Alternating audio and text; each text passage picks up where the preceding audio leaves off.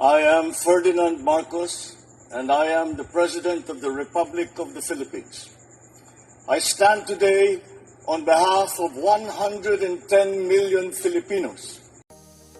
Hello, University, it's me again. Shout out sa inyo mga kababayan. But anyway, meron tayong upload videos update. Ayan na. Ito late ko na i-upload but kailangan natin ito po yung inaugurasyon ng Mtira Solar, na isa sa pinakamalaking solar sa Asia at siyempre sa mundo. Siyempre partnership ng gobyerno ang private sector sa katauhan ni Mr. CEO Pangilinan. Nako mga kababayan, sabi niya nga, without the endorsement of our president, hindi po magagawa ito. Kaya nagpapasalamat din po sila. And siyempre, malaki po ang maitutulong ito sa ating mga kababayan. Diyan pa sa Nueva Ecija. Sabi po dito mga kababayan, bago niyo panuorin yung kanyang sinabi, sabi po dito ng ating mahal na Pangulong Marcos Jr. Shout out sa mga Marcos Loyalist supporters, Filipino and OFW. Today is July 16, 2026. They need to strengthen our energy sector has never been more apparent. This is why we continue to encourage investment in renewable energy and modernize the system to power our growing economy.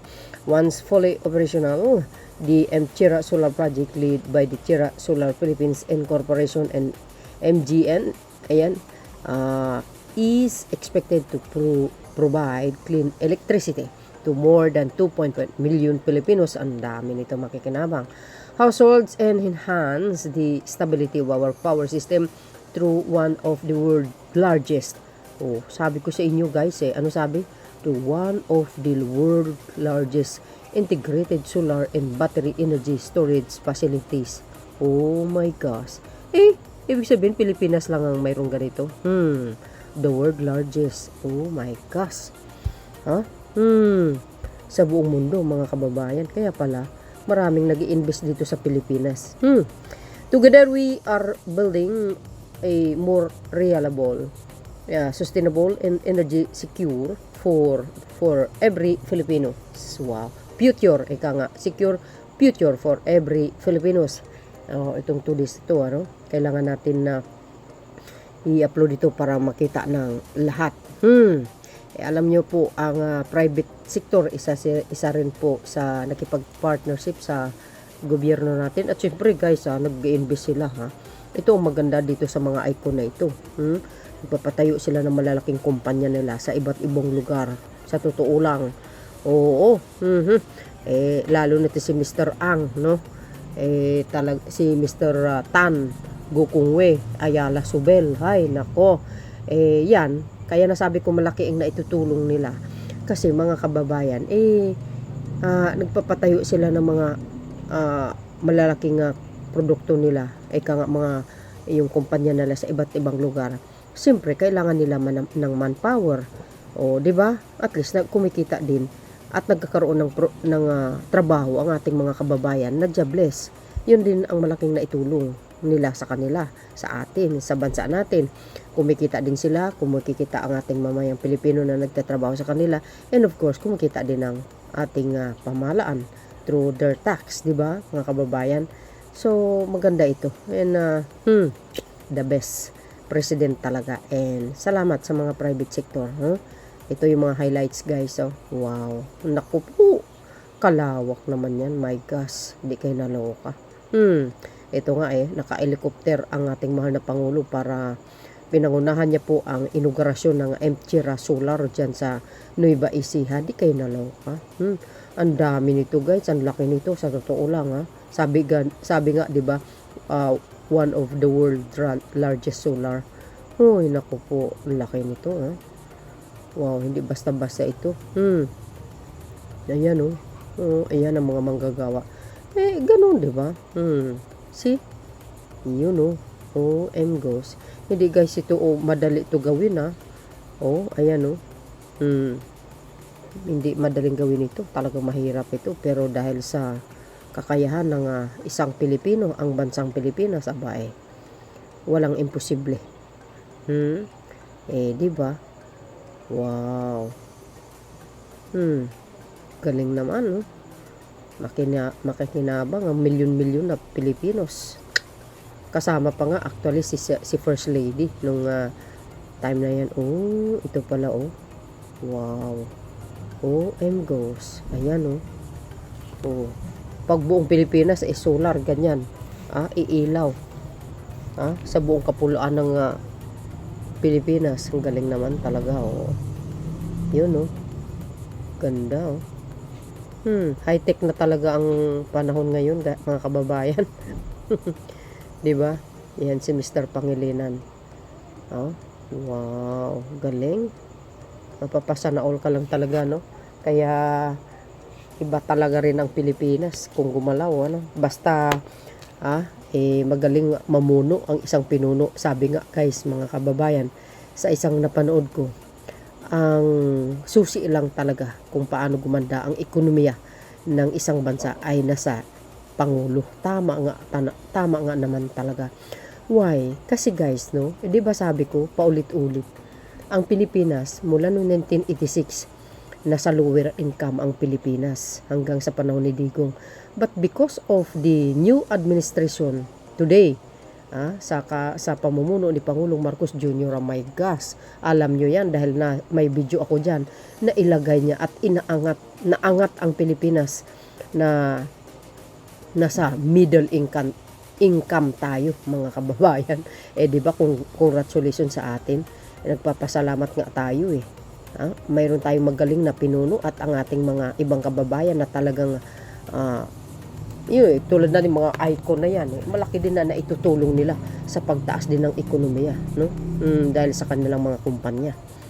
Di ba? So, ano guys ang kapalagayan nyo? Ako, well, congrats sa atin, sa ating bansa. And of course, sa ating pamahalaan sa Marcos administration. Para kumpleto detalyado, panoorin nyo ito. Eto na.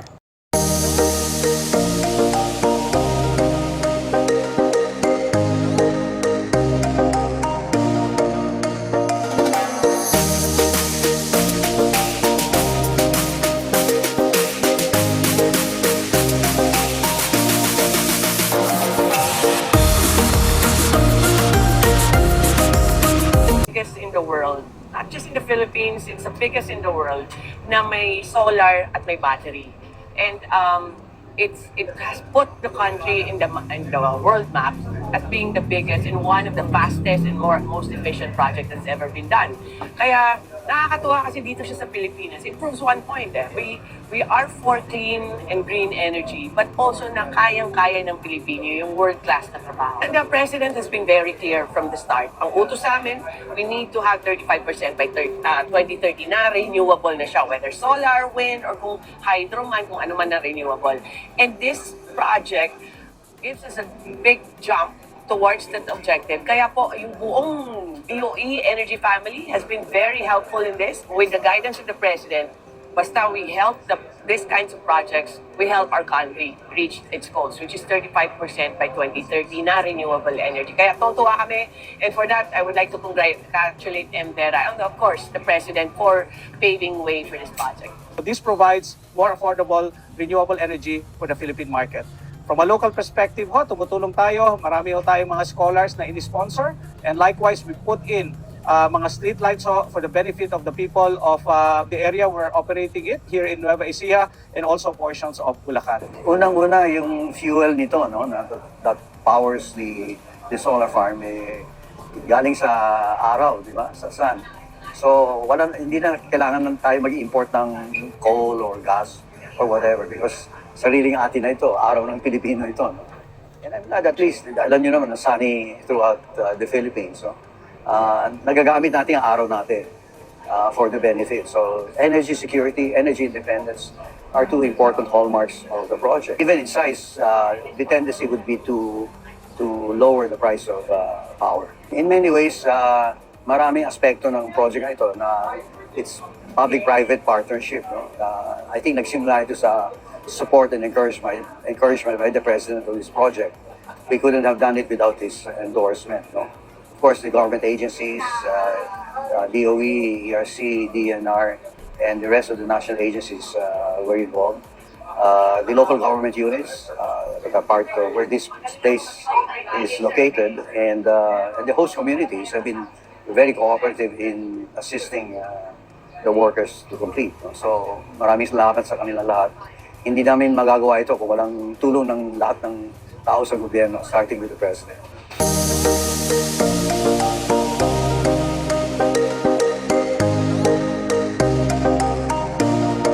Oh, you see guys, ang sabi ni Mr. Pangilinan, without the endorsement of our President PBBM, hindi nila magagawa yan. So, private, alam nyo ang gobyerno, partnership ng ng private sector. Yan, si Mr. Pangilinan. Isa sa mga talaga rin naman tumutulong sa ating mamamayang Pilipino, guys, no? So, kung tutuusin, no, sa ibang past admin nakikita natin, wala yatang mga private sector na talagang nakikipag-partner yata sa gobyerno. Correct me if I'm wrong, guys, but sa ngayon sa nakikita ko lang talagang halos talaga ng mga icon ng mga private sector katulad ni Go Kung Wei, Mr. Tan, Mr. Pangilinan, Ayala Subel, ayan talaga naman, guys. Yung mga private sector na yan, mga icon na yan, malaki din po ang naitulong nila. Bakit? Pag nagpatayo ng malalaking kumpanya yan, mga kumpanya niya sa iba't ibang lugar, katulad po ng Magnolia ni Mr. Pangilinan, nagkaroon po ng inaugurasyon doon sa Mindanao, and dami pong mga Pilipinong jobless nakapagtrabaho, nabigyan ng trabaho. 'Di ba? Kumita ang mamayang Pilipino dahil sa manpower, kikita po ang private sector. Of course, kikita ang gobyerno dahil doon sa tax, 'di ba? So, malaki din na itulong ang private sector sa totoo. Kaya naman partner sila sa ating pamahalaan. Correct me if I'm wrong, guys. At ito yung Mtira Solar Phase 1, inaugurasyon. Nako, napakalaki ito, mga kababayan, sa buong mundo. Ayun, di ba, yan po ang sinabi ni Secretary Garin. Talaga naman. Ano ba ang masasabi nyo sa ating mahal na Pangulo? Alam na alam niya kung anong tama at mali. Ibig ko sabihin, alam na alam niya kung paano makikinabang ang sambayanan. Lahat Pilipino ang makikinabang dito, because yung private sector dito Pilipino din, gobyerno, manpower, through our kababayan na nagtatrabaho diyan, talagang malaki ang makikinabang nila. Kumikita sila at nabigyan ng kaukulang sustento ang kanilang pamilya because of their hardworking job in this company. See, mga beswa, so pakinggan natin, guys, ang talumpati ng ating mahal na Pangulong Marcos Jr. Eto na. Is located, and the host communities have been very cooperative in assisting the workers to complete. No? So maraming salamat sa kanila lahat. Hindi namin magagawa ito kung walang tulong ng lahat ng tao sa gobyerno, starting with the President.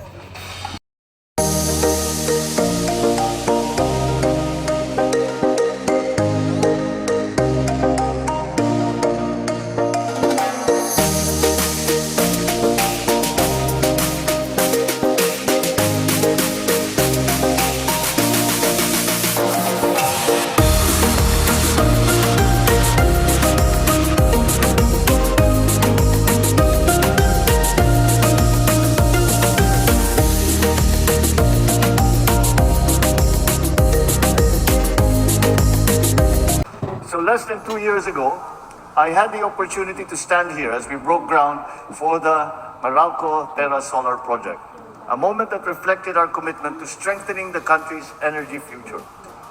This Terra Solar Project stands as one of the clearest expressions of that commitment. In fact, the Phase 1 has already reached about 91% completion. It's expected to be fully commercially available by August of this year. On the other hand, Phase 2 has commenced early this year with expected completion by 2027.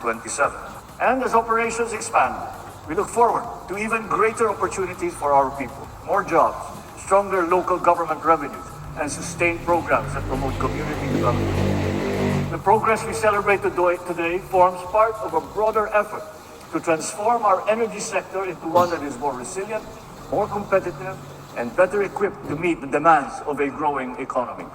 Naway magsilbing paalala ang proyektong ito na ang pag-unlad ay bunga ng pagtutulungan, pagkakaisa at pagsisikap para sa kapakanan ng mas nakakarami. Sama-sama nating itatag ang isang bagong Pilipinas na may sapat na enerhiya upang mapalago ang ating ekonomiya, matupad ang pangarap ng ating mga mamamayan at makapagbigay ng mas maliwanag na kinabukasan sa susunod na henerasyon. O, di ba mga kababayan, narinig niyo yung sinabi ng mahal na Pangulo? Sabi niya nga ni Mr. Pangilinan, without his endorsement, hindi nila magagawa yan. Siyempre, sino bang powerful? Di ba, ang may kakayahan para maipatayo yan. Ang laki niyan, guys, sa buong Southeast Asia, sa buong mundo, of course, no? Correct me if I'm wrong. Kaya dito lang talaga ako, as in, talagang nagbabaw sa kagalingan ng Pangulo, ang Marcos Jr. Yung ang ganda nung kanyang mga idea ba? Alam niya kung paano makikinabang. Ibig ko sabihin, dito po ako sumasaludo sa Pangulong Marcos Jr. Alam niya kung paano makikinabang ang mamayang Pilipino, paano niya pagandahin itong bansa na ito, paano niya palaguin ang ekonomiya ng bansang ito. Alam niyo, sa totoo lang mga kababayan, dekada na po tayo na sa lower income Pero dahil sa pamumuno niya, nailagay niya sa middle income ang Pilipinas. Kaya, sino ba naman hindi natutuwa, no? At tayo, wala tayong alam tungkol dito, pero dahil sa pagre-research natin, napapanood natin, nakikinig tayo sa mga batikan ng mga abogado, political analyst, lahat-lahat.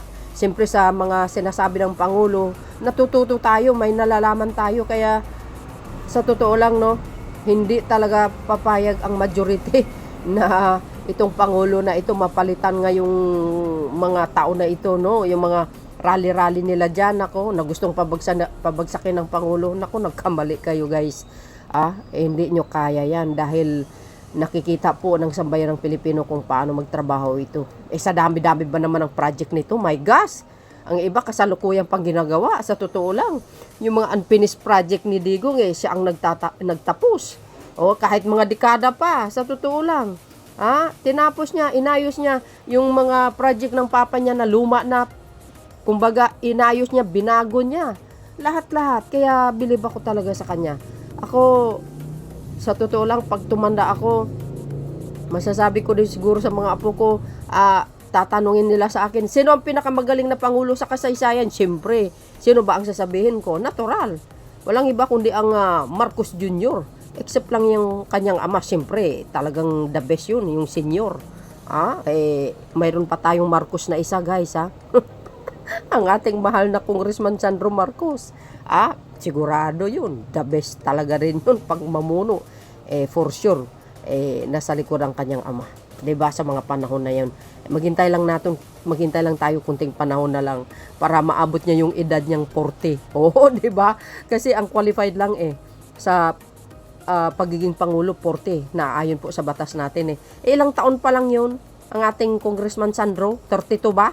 Correct me if I'm wrong. So yun, mga kababayan, ang aking pinaka-latest updates sa inyo. Kahapon, abangan po natin ang mga malalaking proyekto ng ating mahal na Pangulo at mga magagandang programa niya. Thank you for watching.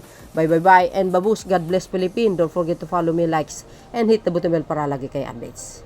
Bye everyone, and there's more.